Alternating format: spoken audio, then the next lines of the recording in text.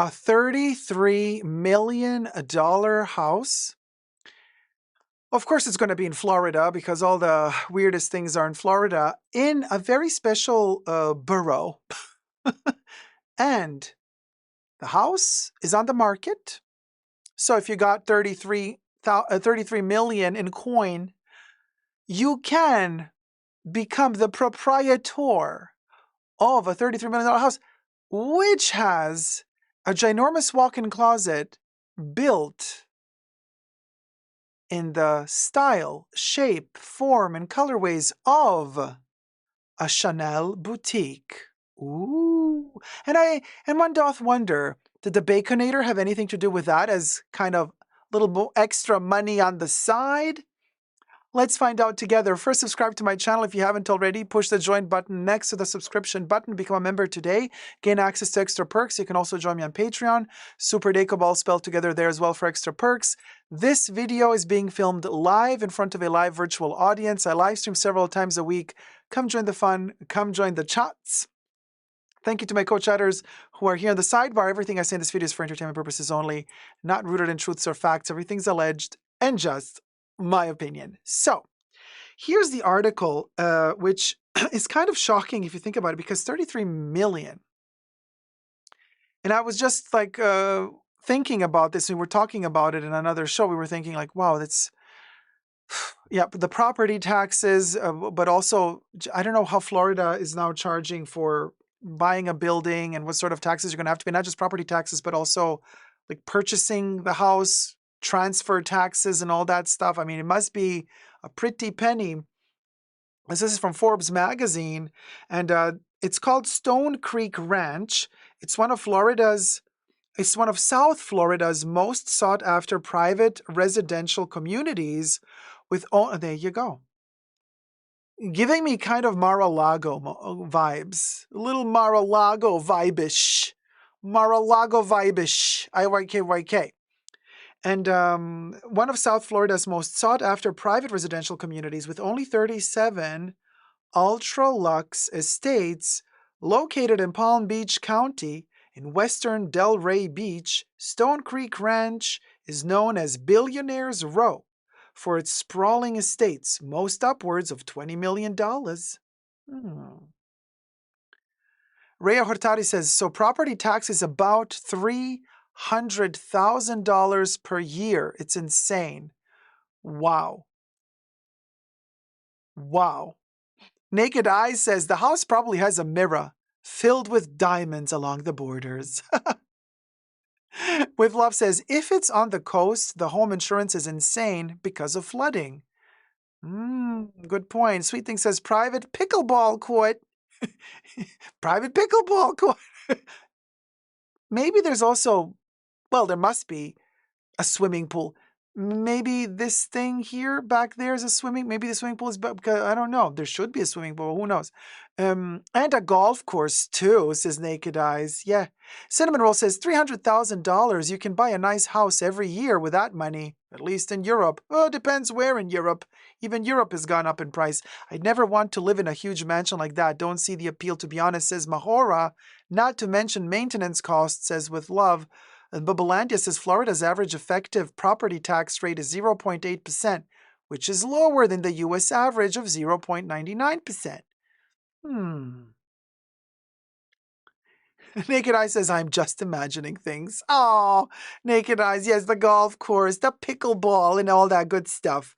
Isn't that fun? But listen, we're going to get to the Chanel. I want to get to the Chanel closet because, I mean, you know, what will go, will go.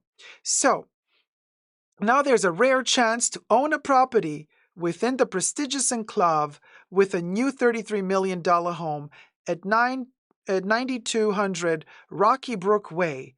The Sundara estate sits on a 2.67-acre lush lot overlooking a large lake. The home spans 18,000 square feet and has 7 bedrooms. 7 bedrooms, that's a big family. Or a lot of guests. 10 bathrooms.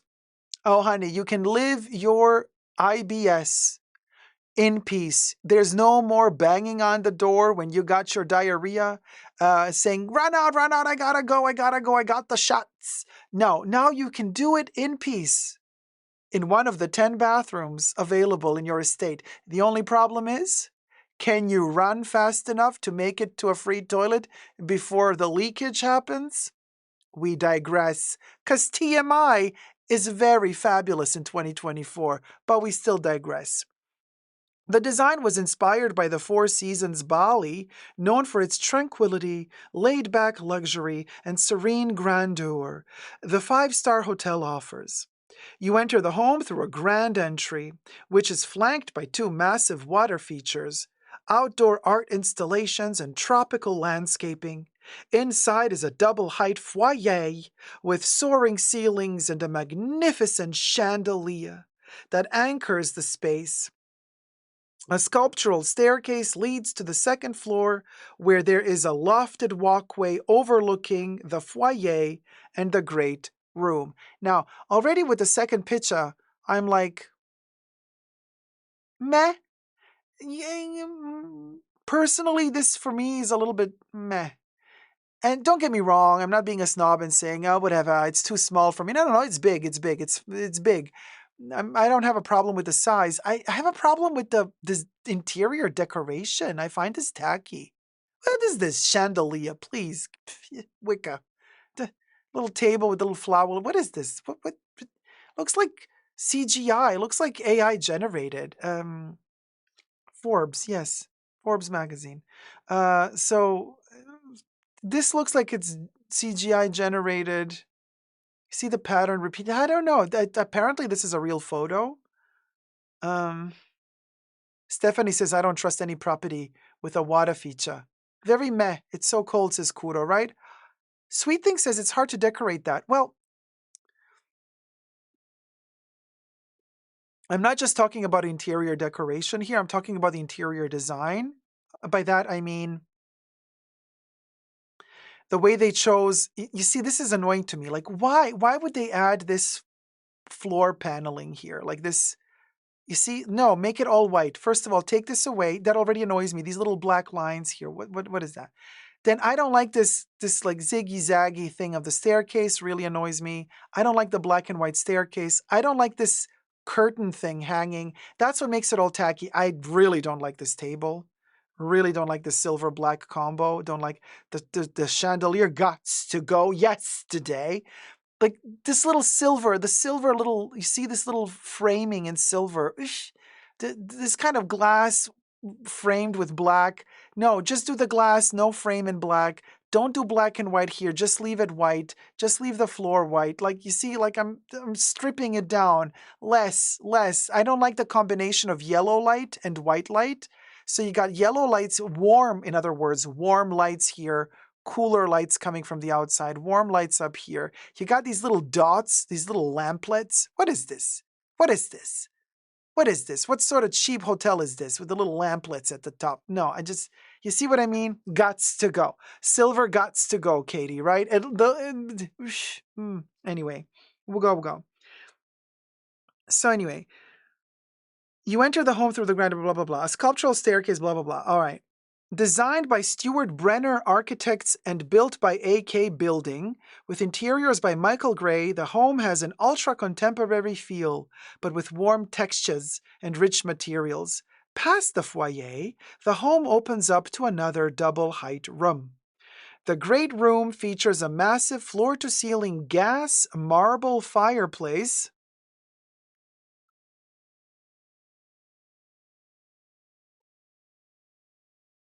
Must have been a German designing the house.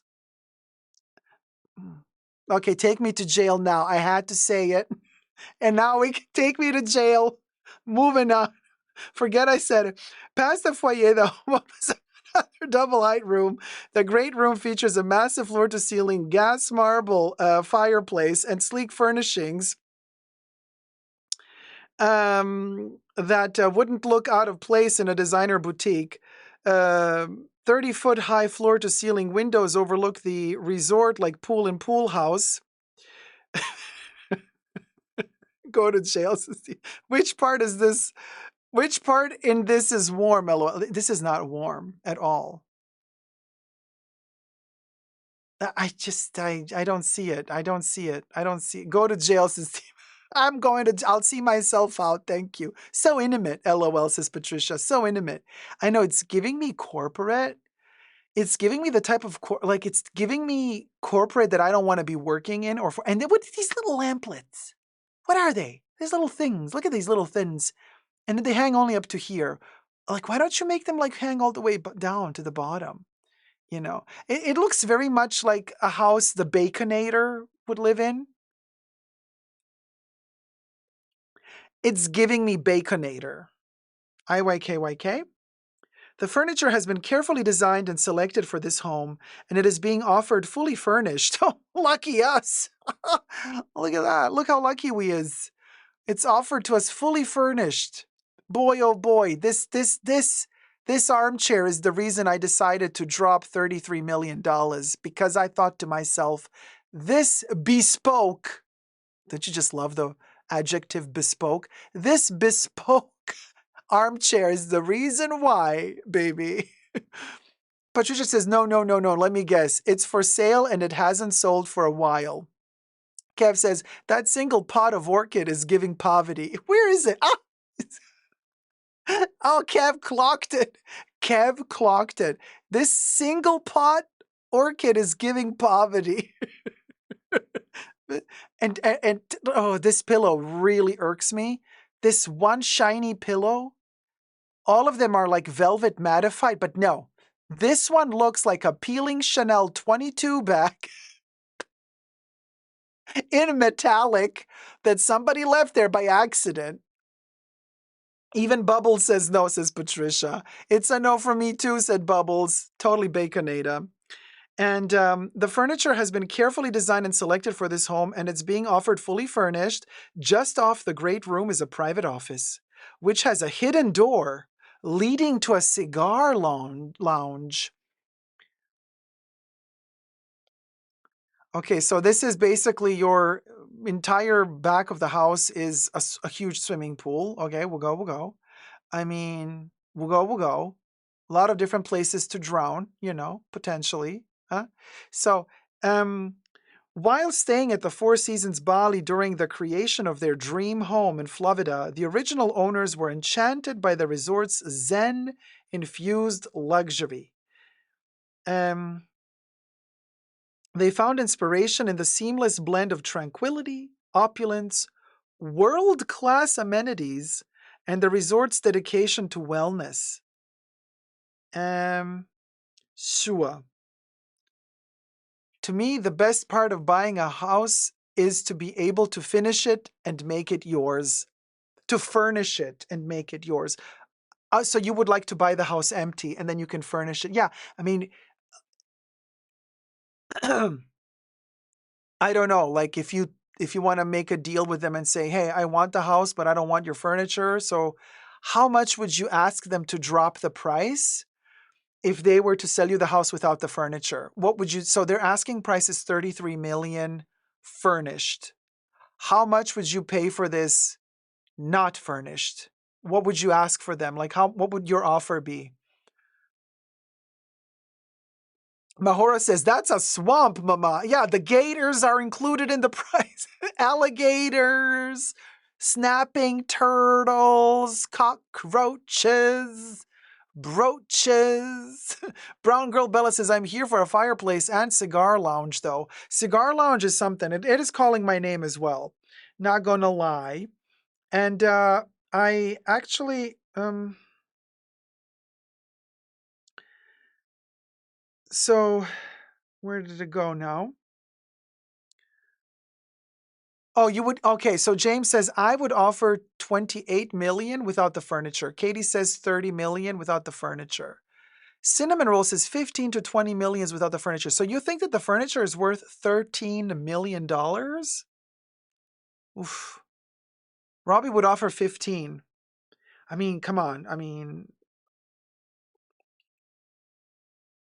they say there is beautiful symmetry to the home, and the layout was thoughtfully designed and crafted under the guidance of a feng shui Master. Girl, now you're just trolling us. This feng shui, Shua, Shua. And I'm Linda Evangelista, guiding you through the mansion. Feng Shui master who harmonized the space's energy. Homages to Bali's Zen ambience are referenced through the many Buddha statues. I haven't seen any Buddha statues.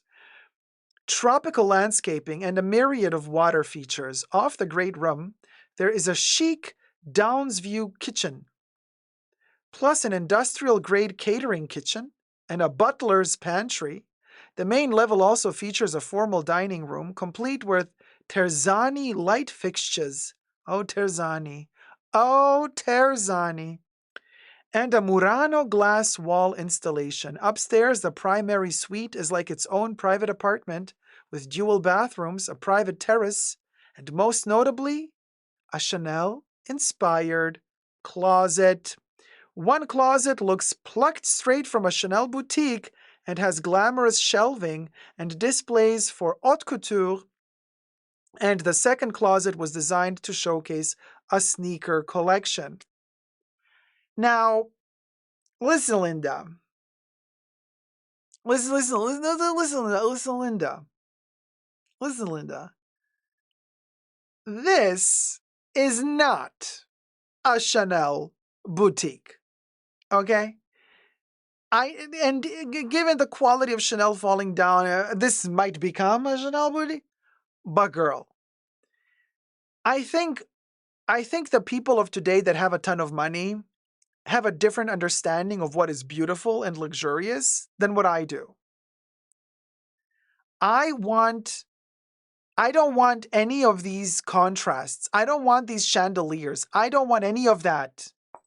I like the big space. Sure, I like a big space. I love to have a walk-in closet. I love to have a lot of space and to make my closet look like a boutique. Love it. But hear me out. If I had the millions necessary to install something like this, it would not have this piece of furniture. It would not have these black frames around the white. It would not have this. What is this? Is this giving me Coach outlet? Okay, Coach outlet. These shelves. Okay, so first things first.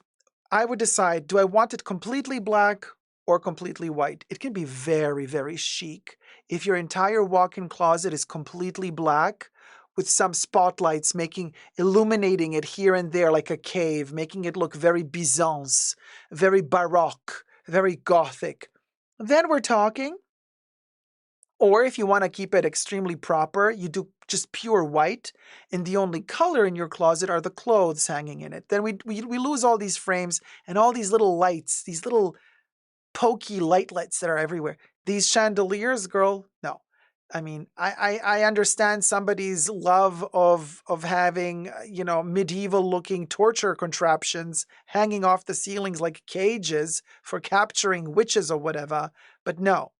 Would not go. This gots to go yesterday. So we would bring in a delicate, if you have the money, why not?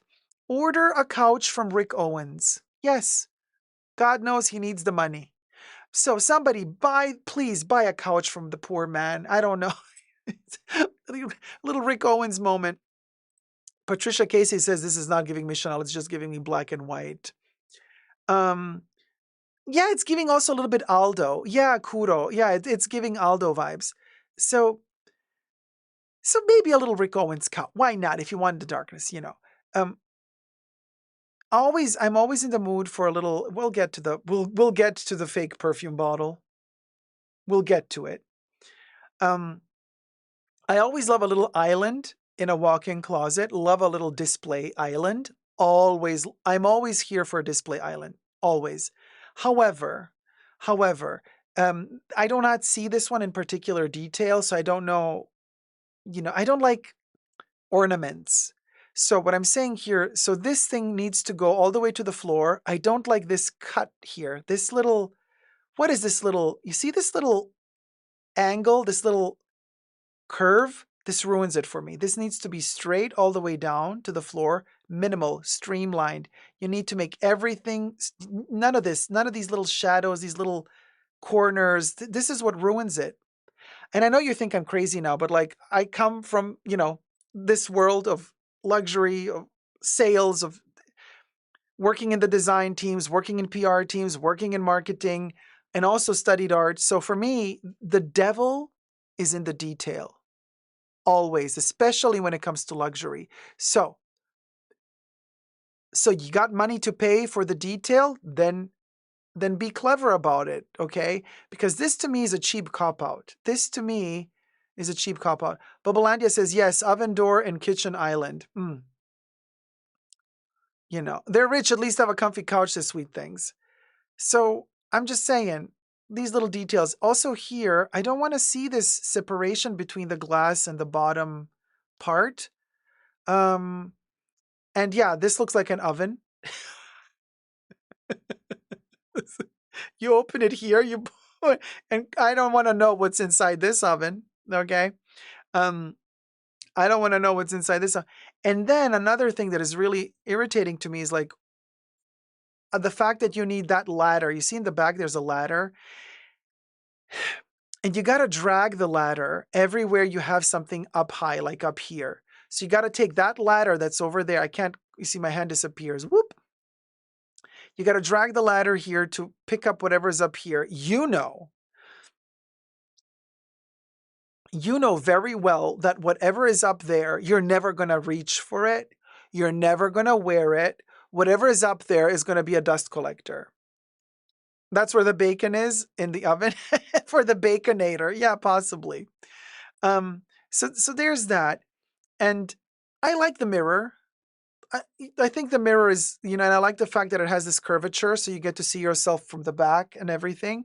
So this little mirror moment is great. However, look what they did here. However, in order to see yourself fully in the mirror, you need to be able to stand in front of the mirror and move away from the mirror. You can't move away from the mirror here because you got this weird chaise lounge right in front of it, right there. So what are you supposed to do? How are you supposed to stand in front of this thing and move around freely if you got this chunky, clunky thing right in front of it? So that's not very practical, is it? They might have possibly moved this here for the picture, for the sake of the picture, because they thought that looks better.